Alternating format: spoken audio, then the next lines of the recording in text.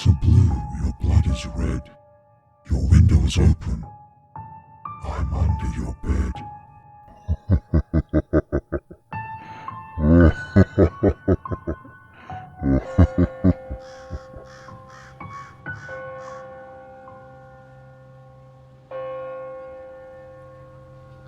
So whenever I'm home alone, I try to stay in a PS4 party or play an online game because of the weird things that happen in my house.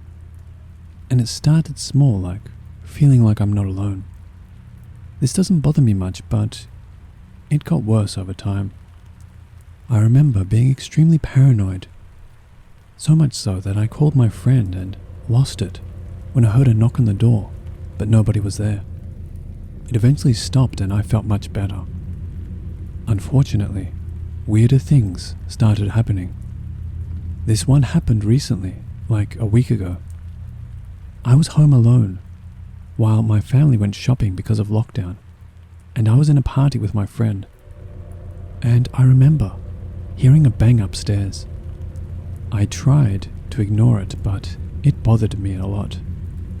When I got calmer, a wooden chair was dragged out from under the table, and my friend mentioned it straight away. This scared me because I thought it was in my head. I ended up getting enough courage to go into the kitchen and see what happened, and yep, the chair was now in the middle of the room. I checked to make sure the back door was locked and the key was still in. It was locked, so I checked the front door as well. I even decided to check the windows, all closed. No way anyone could have come in or out. When my family got back, I told my mum and she didn't believe me. However, my sister went upstairs and her paintings were all over the floor. Again, no one could have gotten in or out. So we checked the house. No one. What do you think caused it?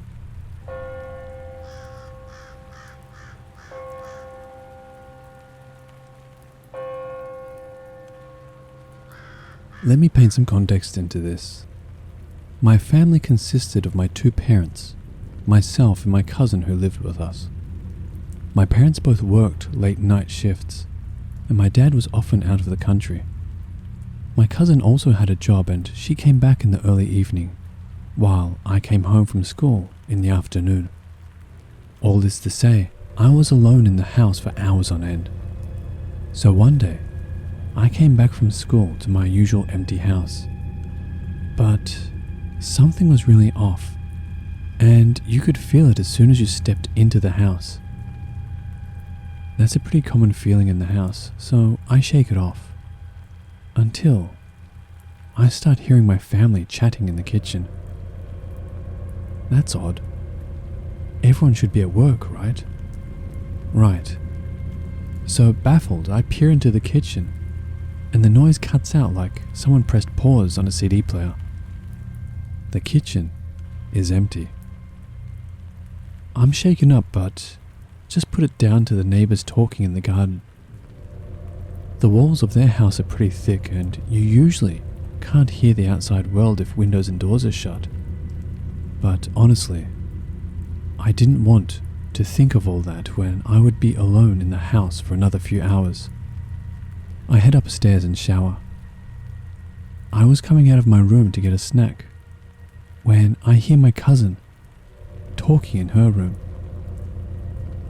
Now, this really couldn't be outside noise as A, her voice is very distinctive, and B, our room doors are literally 2 meters away from each other.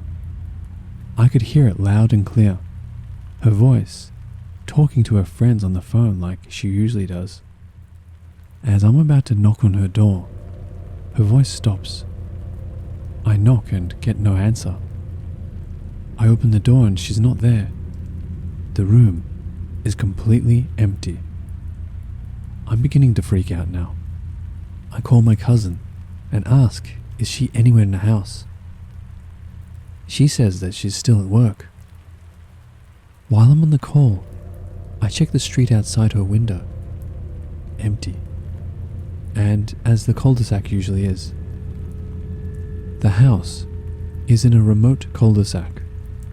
but even then it was too distinctive to be people on the street. I continued to lock myself in my room and shakily do my homework. All the while, hearing my parents' voices downstairs, despite knowing they were both at work. I made sure everyone texted me when they got home, so I knew it was really their voices this time.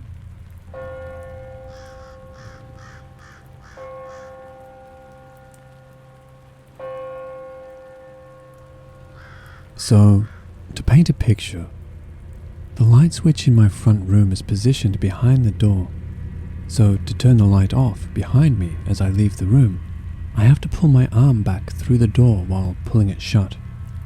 Hopefully that makes sense. I got up to use the bathroom this morning around 1 a.m. On the way back to bed, I went to pull the door shut behind me and put my hand straight on top of another hand. I knew it was a hand because it was quite swiftly pulled out from under my own. I felt the fingers, and it was warm to the touch. The hand was in a position such that any person would have to be behind the door, as it was pulled back towards the light switch. My question: could somebody please offer a grounded explanation of what it might have been? I'm on the fence about whether ghosts are real, and I haven't had any other experiences like this. There was definitely nobody else in the front room before I felt the hand. I just don't want to default to spooky ghost touch me if there's another, more rational explanation. And I can't think of anything else at the moment.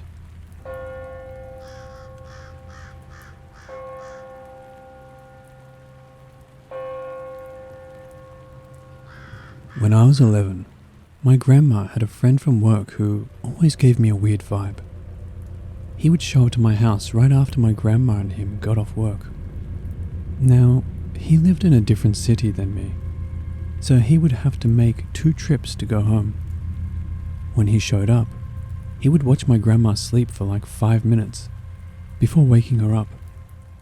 The reason I would let him in is because my grandma, half asleep, would just say, "Let him in," and then she would fall asleep again. My grandma would leave the bathroom door open when she changed out of her uniform, because I would be in my room when she got home or on the couch watching TV. So sometimes my grandma's friend would come in and go to the bathroom. He was weird. The main event happened when I had a family out of state coming to my hometown. But they were staying in my Aunt Linda's house. My Aunt Candace, from out of state, wanted to go fishing with my grandma. So I was home alone because they left early in the morning, and I didn't feel like getting up to fish, mainly because I hate fishing. So at about 12:30, my grandma's friend shows up and doesn't leave when he sees my grandma's car is gone. So then I just think he's being weird and he'll leave. I was sitting on the couch, watching TV. Then I heard a loud bang. I lived next to a highway, so I thought nothing of it. But then, it happened again. I see my dogs run to the laundry room, which leads to the basement and back door.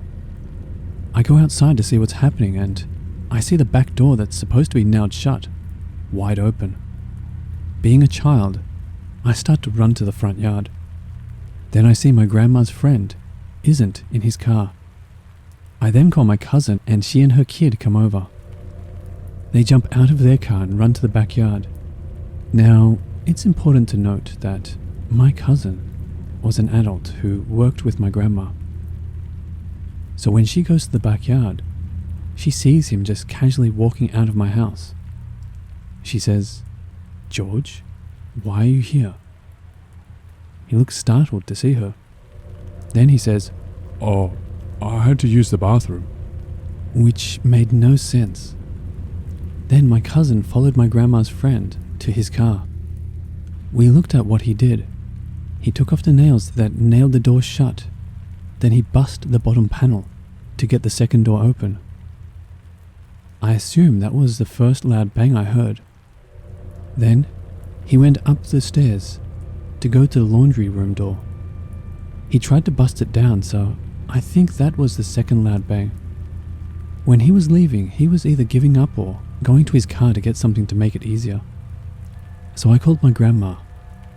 She went to my Aunt Linda's house, which is where I went to after he broke into my house. She stopped being friends and never spoke to him again. My theories are the following. 1. He heard I had family from out of state, so he thought I was with my grandma. So he thought no one would be home. 2. He broke in to try and steal pills from my grandma. 3. Because of other weird things he did, like watching my grandmother sleep, I think he was trying to steal her used bra or panties. That's my story. I hope you enjoyed it and stay safe. Also, stop being friends with someone if your kid says they watch you sleep.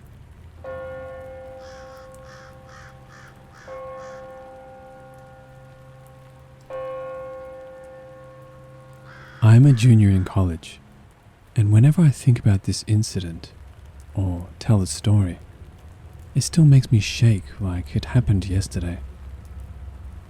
A little bit of background. I grew up in a haunted house. There was an incident where a bucket flew across the room and almost hit me. 8th grade. Something grabbed my leg while I was doing my hair in the bathroom. Roughly 9th or 10th grade. Different stuff like that. On top of that, I've also seen things like shadows. People and friends have too.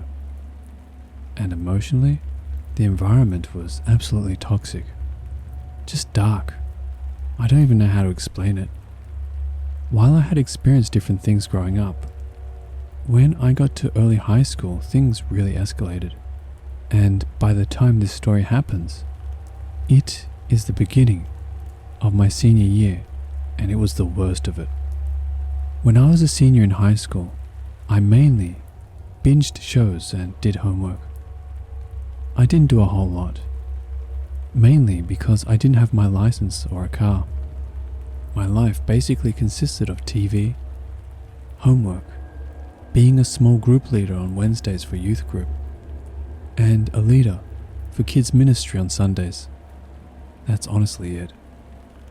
I have a big family, and at this point my 3 oldest siblings moved out, so it was just me, my twin, and my parents.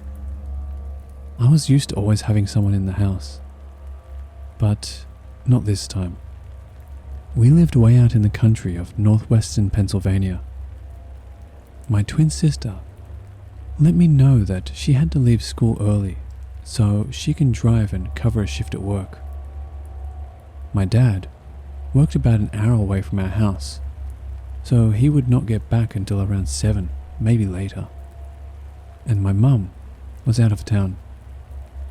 So I get off the school bus around 3 p.m. and I immediately go upstairs to my room to continue binging house. Around 4 p.m. I notice a noise coming from below in my parents' bedroom.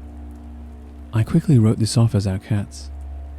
However, the noise persisted and got louder. So around 4:30, I sat up in bed and listened. It sounded like someone was throwing things, breaking things, and tearing through things. I just sat in fear. I couldn't move. For the next half hour, I just listened, and it got so loud. I got off my bed and quietly rested my feet on the tile flooring, and I could feel it. I could feel vibrations coming from underneath my feet. The noise was so loud. You may be thinking, why didn't you call someone? Well, I didn't get a cell phone until a few months after this, and we no longer had a landline. I stood still for the next half hour and didn't know what to do. At this point, it was around 5:30ish, and I was crying because I was so scared.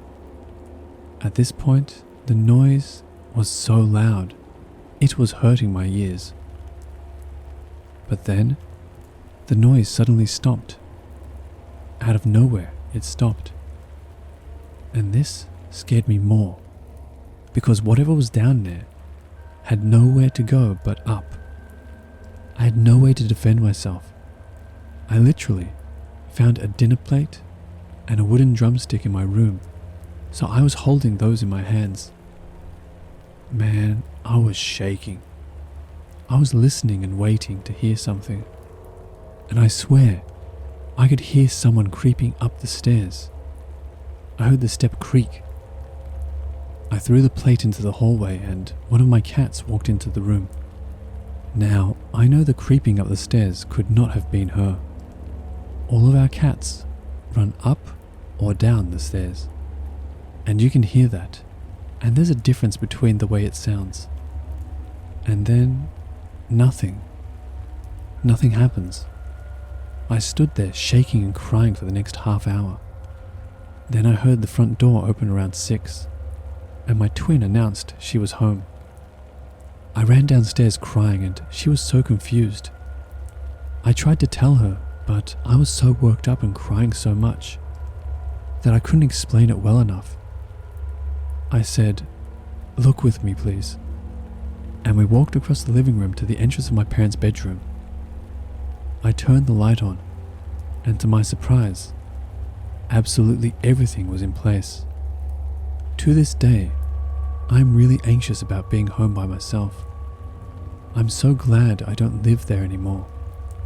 After the bank took our house, we all kind of parted ways for college, and then my parents divorced. And I'm not sure if I should warn the new owners about the house.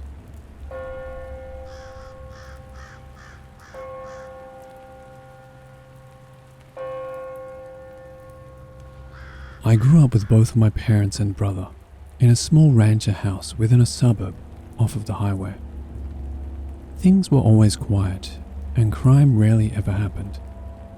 We were the only kids on our street and were surrounded by other houses with old couples. Due to this fact, I was comfortably left at home alone quite often whenever the others wanted to go somewhere late. This story occurred once my brother was old enough to drive and hang out with his friends on his own. One fateful night, my brother was out very late and my parents went out on a date, planning to come back around 11 p.m. I was playing Halo 3 all night. That dates my story if that helps. My 14-year-old self lived for these nights alone, gaming non-stop without interruption until my parents came home. It is worth noting that I had 2 large dogs at the time, and the living room had 3 huge windows which opened towards the street. I could see about half of the driveway from the couch where I was gaming. At around 10:30 p.m, I hear what sounds like a car door. I'm thinking that it must be a neighbor, since I didn't see a car pull into the driveway. But the dogs said otherwise. The dogs were freaking out as if my parents pulled in. I, not thinking anything of it, stayed where I was and yelled at them to stop. Our dogs are well trained and waited patiently by the door. I see what looks like a silhouette or two pass by the windows. So I go to shut off the Xbox. Now I'm thinking that my parents came home a bit early. No biggie. I put my controller away and hear the doorknob jiggle. "It's unlocked," I yell, as I go to the kitchen to get myself a glass of milk. Again, no biggie. I hear the doorknob jiggle once more.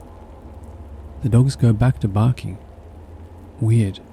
I could have sworn it was unlocked. "Hold on, I'm coming," I yell.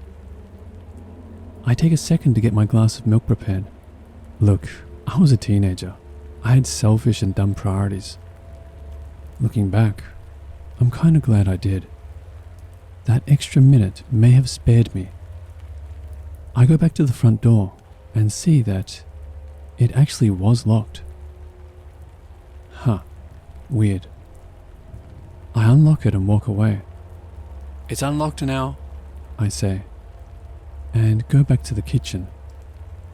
The dogs basically have their noses against the door, trying to get to my parents. After about another minute. I'm genuinely confused. I go back and open the door. No one's there. I peek my head out and look down the sidewalk. I look to the other side of the yard. There's no car and no person. The road is clear. Who the heck jiggled the doorknob? Where is the car door I heard? Now I'm freaked out. I called Mum's cell and told her what happened. She said, "We're on our way home. Call Mr. Jimmy and we'll be there soon." Mr. Jimmy is the next door neighbor who owns a 12 gauge. So I locked the house down as much as possible while calling Mr. Jimmy. He said he'll be right over. I'm looking outside, making an effort to look opposite of wherever he patrols in case the perp ran from him. Absolutely no sign of anyone. Mr. Jimmy then comes inside and waits with me, saying that he didn't see or hear anything. Nothing like this ever happened since. Neighbors never reported any break-ins or suspicious characters as far as I know. My mother is 100% convinced that it was just late and I was delirious. Wouldn't be the first time that I sleepwalked or sleep-talked, but I've learnt to know the difference. I believe that I was fully conscious. Like I said, I've lived a fairly normal and uneventful life. No crime or risk of life to speak of, except for this one thing. So I thought I'd share. I hope you got a kick out of my mildly creepy experience.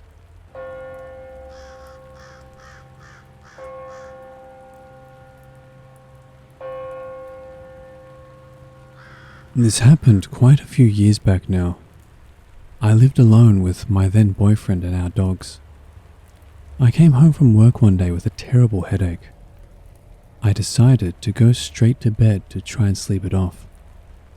It was probably only like 5 p.m. I went in our room, turned the lights off and knocked out. My then boyfriend used to go to a car meet every Friday night, and I knew he was going to go this night too. I woke up about midnight and checked my phone. I knew this was about the time my boyfriend usually got home, and he would probably be showing up soon. I stretched out in bed from my very long nap, which alerted my dogs that I was finally awake. 3 chihuahuas, just for reference. They started jumping up on me as they were excited I had finally woken up. I was grumpy since I had just woken up and was still tired, so I kind of snapped at them and told them, "Stop." Then I heard a very loud shh. I was in our bedroom, which was pretty dark since I had turned the lights off before I went to sleep. The lights were on in the living room, right outside our bedroom. The shh was so loud, I thought it was my boyfriend messing with me. So I even grunted in response. Since the lights were on in the living room, I thought maybe he was home a little early and maybe watching some Netflix. It was quiet after the shh though, so I waited, thinking he was between episodes, but it stayed quiet. I'm afraid of the dark, even as an adult, so it made sense my boyfriend at the time would leave the lights on for me. I was absolutely terrified. My automatic response in these spooky situations is to act completely unafraid. So I got up, super nonchalant like everything was dandy, and as slowly and calmly as possible, walked over to turn on the light. While turning on the light, I was able to glance at our living room area and see I was indeed home alone. I again, very calmly and slowly, walked back to bed, picked up my phone and texted my ex, telling him what happened. He thought I was worried about an intruder, so I reiterated I was not, and was sure I was home alone. He was almost home and showed up about 5 minutes later. The shh was so loud, and when I was thinking about it after it happened, it sounded like it came from the closet in our room. Spooked the shit out of me. Nothing else really happened to me at that house, but my ex did have some other experiences. Never really felt threatened though, but if there was something there, it didn't seem so bad. 2 other houses we moved to after this had stuff happen. One more than the other.